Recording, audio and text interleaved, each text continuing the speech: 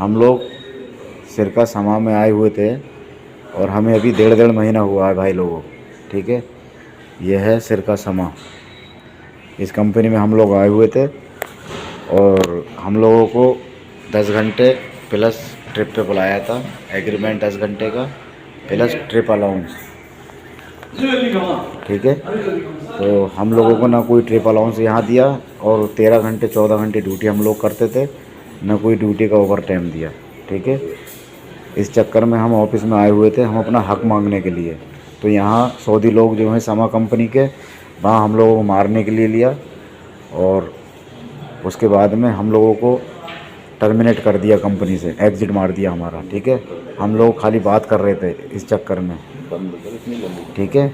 और आप लोगों को देखना है भैया कि समा सिरके में नहीं आना है, ठीक है। ये लोगों के साथ में धोखा कर रहा है यहाँ पे, और भाई ये वहाँ बताता कुछ और है, एसआर ग्रुप वाला, और यहाँ जो कंपनी में बंदों को बेच रहा है। ये समा कंपनी में बंदा आ रहा है, समा का वीज़ा है और समा का इकामा है, ठीक है।